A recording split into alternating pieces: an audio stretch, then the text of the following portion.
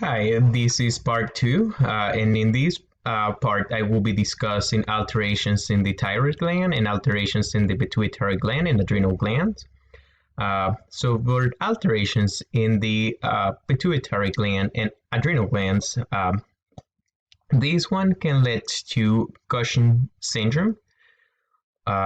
So this syndrome it occurs when the body is exposed to high levels of the hormone cortisol for a long time, or when the body makes too much cortisol on its own. Its signs include a fatty hump between your shoulders and rounded face, a pink or purple stretch marks on your skin.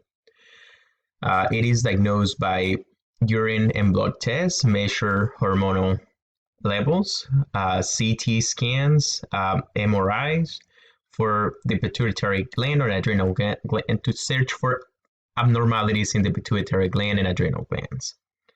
Treatment includes medications to decrease cortisol production in the adrenal glands or to decrease ACTH production in the pituitary glands.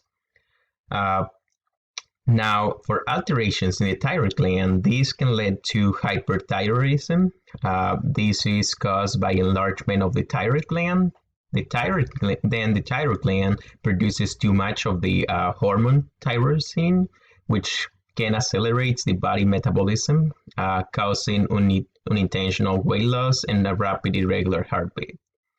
It is diagnosed by of course, a medical history, physical exam, blood test that tests for these hormones, and then confirms the diagnosis, and also sometimes a thyroid ultrasound. The treatment can include radioactive iodine, which absorbs the thyroid gland, and then which then causes the gland to shrink. Antithyroid medications, and of course surgery. Diagnosis for hypothyroidism. It can often result from deficits in the thyroid hormone synthesis, can cause a number of health problems such as obesity, joint pain, infertility, and heart disease.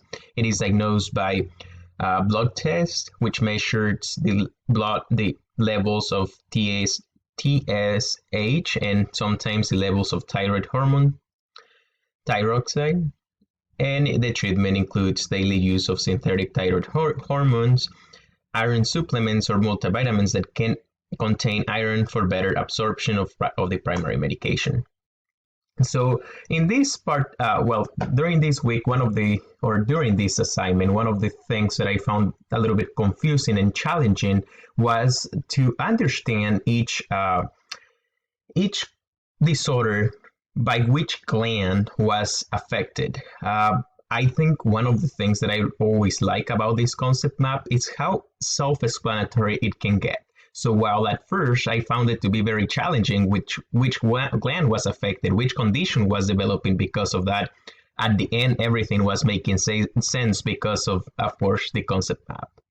Thank you guys. Have a good day.